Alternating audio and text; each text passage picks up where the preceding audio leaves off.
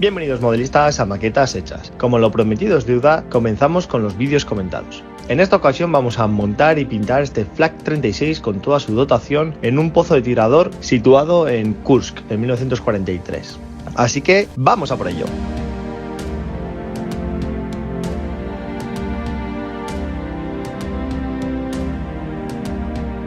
Para el montaje, recordar que siempre necesitaremos unas pinzas de ajuste fino, ya que las pinzas baratas con las que todos solemos empezar no ajustan bien y al final nos dejan más rebabas, con lo cual nos dan un trabajo extra de lijado. Además de eso, vamos a necesitar un pegamento de punta fina para que no tengamos un exceso de pegamento en las piezas y luego puedan quedar marcas y arruinar nuestro trabajo. Y por último, obviamente, unas buenas lijas de diferente grano. La que más solemos utilizar es la de 600, pero depende un poco de qué cantidad de plástico y en qué lugar necesites lijarlo. Necesitarás una un poco más gruesa, o si enmasillamos, por ejemplo, nos vamos ya a lijas de 1000 aproximadamente.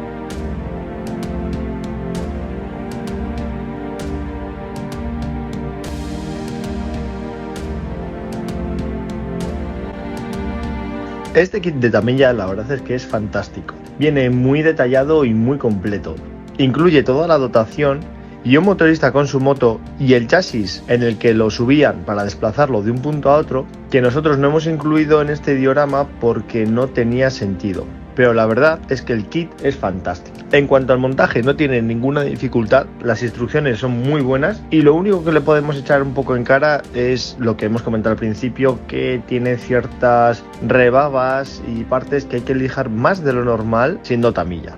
Al ser escala 1.35, la verdad es que se trabaja muy bien y muy fácil. No hay ninguna pieza especialmente pequeña que nos diera algún problema.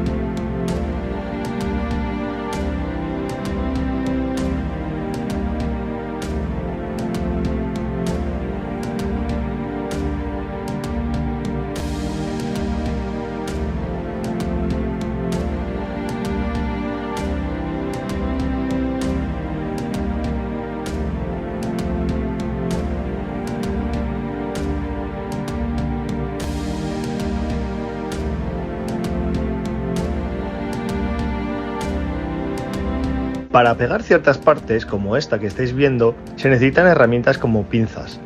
Aunque el montaje, como ya digo, es bastante simple, sí que es cierto que vais a ver a lo largo del vídeo cómo utilizamos pinzas en varios puntos, porque hay momentos en los que las piezas a veces no terminan de encajar bien o son complejas de encontrar el punto exacto en el que tienen que unirse.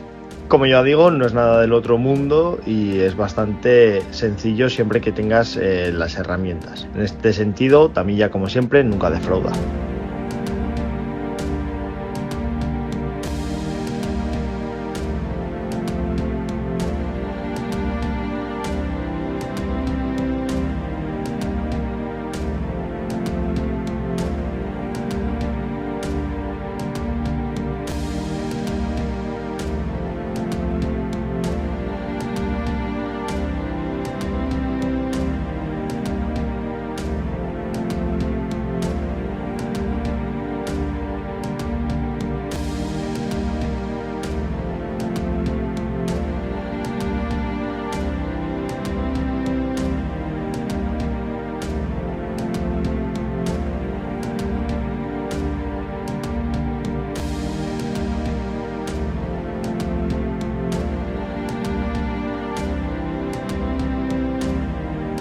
Es importante que cuando vayáis a pegar diferentes piezas que conforman una pieza mayor, las tengáis ordenadas de cierta forma para evitar lo que me acaba de pasar, que es que me he equivocado.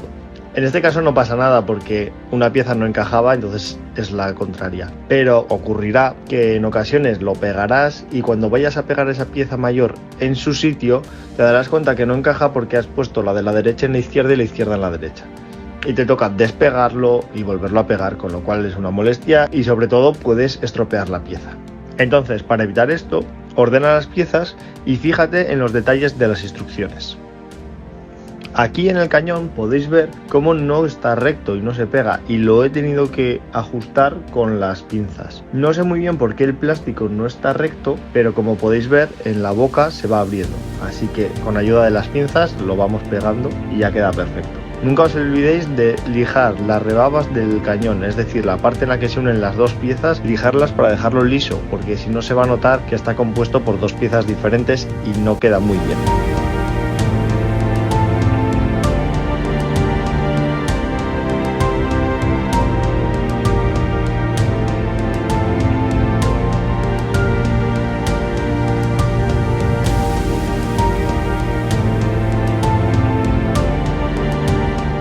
En este caso nos vuelve a ocurrir que la pieza no encaja bien por sí sola, así que necesitamos la ayuda de pinzas que nos ayuden a mantenerla en su posición correcta. Si no tenéis este tipo de pinzas pequeñitas, os recomiendo mucho que os compréis un pequeño pack, porque la verdad es que nos ayudan muchísimo a la hora de pegar las piezas.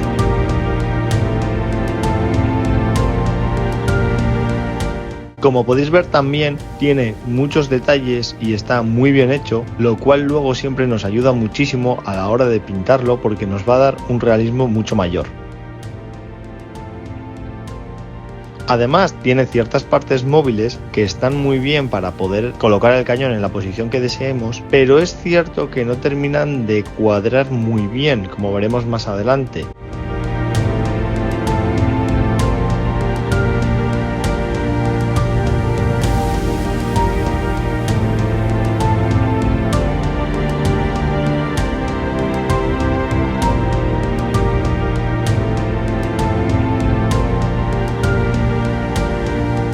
Esa es la pieza que te permitía ajustar la elevación del cañón. Lo que pasa que es una rueda dentada y a veces no conseguía encajar bien los dientes, y mientras en algunas ocasiones sí que conseguías ajustar bien el cañón, en otras la rueda no cogía los dientes, patinaba y bailaba directamente. Subía y bajaba el cañón sin ningún tipo de resistencia. Así que al final tuvimos que hacer un pequeño apaño para que todo funcionara correctamente.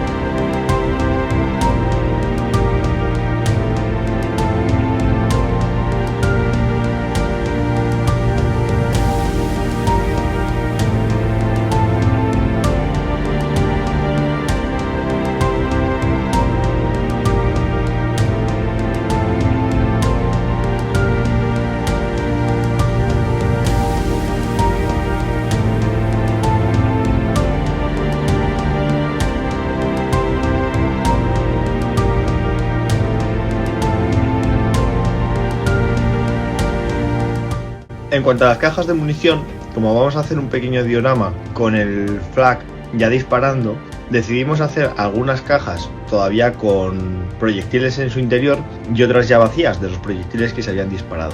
Con lo cual, a las vacías tuvimos que limarlas por dentro para eliminar esos pequeños puntos de enganche de la caja, porque estaban hechas para que encima pusieras una piecita en la cual está la parte trasera de las tres vainas. Por lo tanto, hicimos todas vacías, y de una vacía cogimos a un soldado la cual está extrayendo el último proyectil. Así ya íbamos a tener toda la composición de la fotografía en el momento en el que el FAC está disparando contra los tanques enemigos.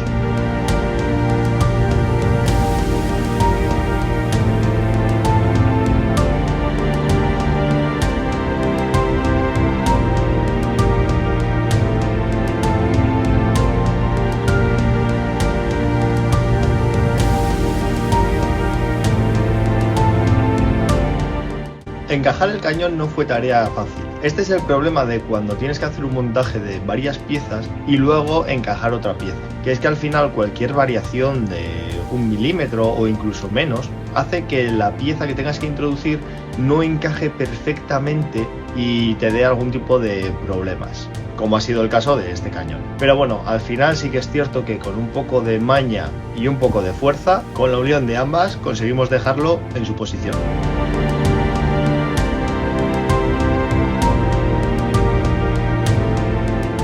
Aquí podéis ver justo lo que os comentaba antes de cómo la pieza que ajusta la altura del cañón no funciona y el cañón está bailando solo.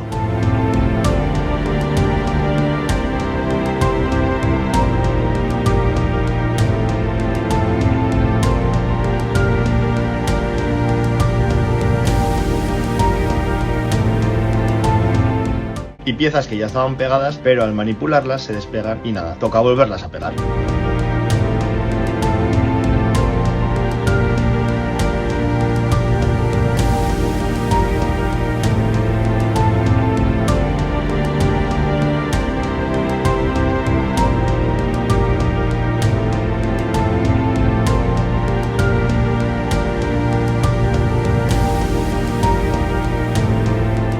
Una vez tenemos montados el cañón y su protección y por otro lado el chasis, procedemos a pintarlo. Eso sí, el cañón no va a ir pegado al chasis, porque para pintarlo es mejor tenerlo separado. Esto es una cosa que es muy importante que hagáis siempre. Fijaos en las instrucciones y determinar cuán fácil va a ser pintar una pieza o no si está pegada. Porque muchas veces las instrucciones te dicen que pegues muchas piezas que luego te complican más la vida. Y nuestro trabajo realmente es simplificárnosla, así que a veces es mejor tener piezas separadas y pegarlas al final. Nosotros siempre empezamos pintando una capa base de negro mate. En este caso pintamos con aerógrafo, aguja 0,5 y presión del compresor 2,5. Una vez tenemos la primera capa de negro base que nos va a servir para las primeras sombras, pasamos al color principal, en este caso el RAL 7028 Dunkelgelb. La forma en la que lo pintamos es importante para que resalte ese trabajo de sombras previo. Es decir, el aerógrafo siempre de arriba hacia abajo con una inclinación máxima de 90 grados, nunca más abajo de 90 grados, es decir 45 por ejemplo, porque entonces estaríamos tapando las sombras que de esta forma se nos van a quedar en la parte inferior de todas las piezas que sobresalgan. Una vez tenemos el color base Dunkelgelb hecho, pasamos a hacerle el camuflaje que tenían en Kurs con el Olivgrün RAL 6003. En este caso utilizamos una aguja de 0,3 y presión de compresor entre 1,75 y 2. Le hacemos las líneas a mano alzada para que los bordes queden mucho más difuminados que si utilizamos cinta de enmascarar.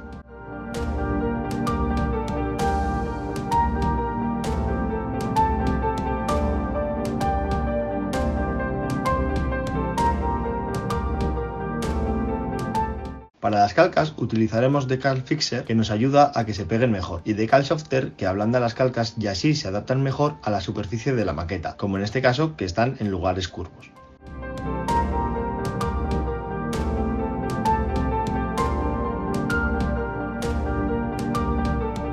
Una vez tenemos las calcas secas, barnizamos en brillante y le damos paneline en todos los bordes profundos del modelo para resaltar las hendiduras. Luego, con un poco de White Spirit, eliminamos el exceso de paneline, ya que simplemente tiene que quedar una línea fina simulando una sombra. Y hacemos pincel seco con blanco para conseguir lo contrario, resaltar todas las partes que sobresalen, consiguiendo entre las dos técnicas un efecto 3D mucho mayor.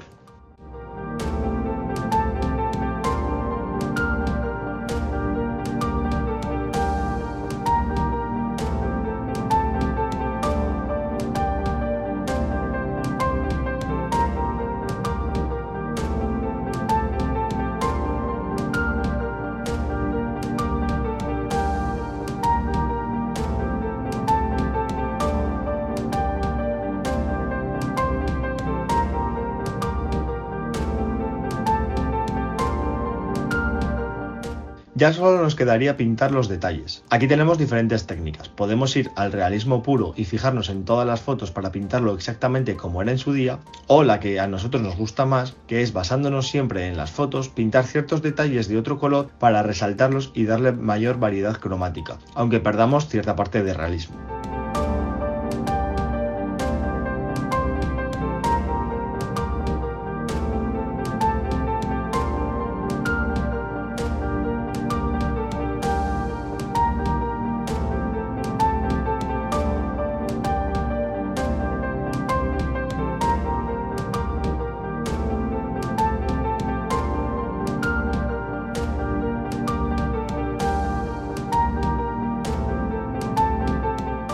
como por ejemplo aquí que le estamos haciendo estos detalles en blanco simulando los números de las ruedas de tiro.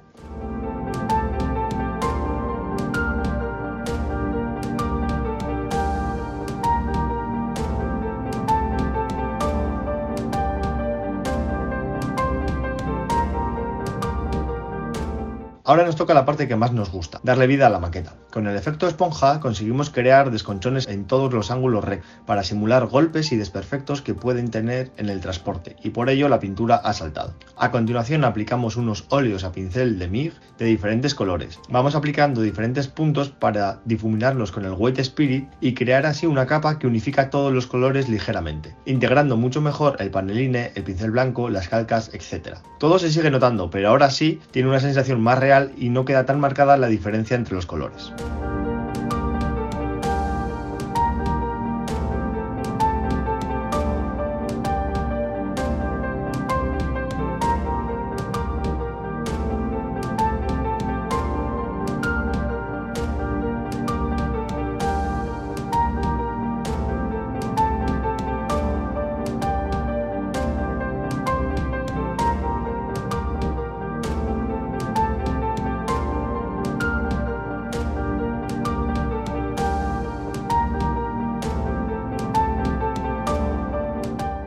Como la base va a simular un pozo de tirado, le hacemos unas salpicaduras de barro en la base. Y como está en uso, también le hacemos la marca de humo en la punta del cañón con un lápiz de agua acá.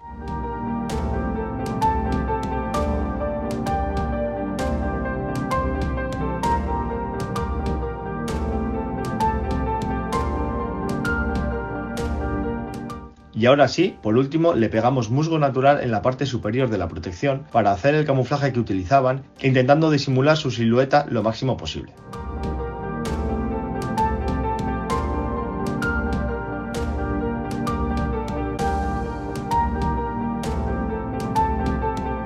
No os perdáis el siguiente vídeo para ver cómo creamos los soldados y la base, que como veis el resultado es muy bonito. Contadme qué os ha parecido en los comentarios y si tenéis cualquier duda, dejadla ahí también y os contestaré encantado. Nos vemos en el siguiente vídeo.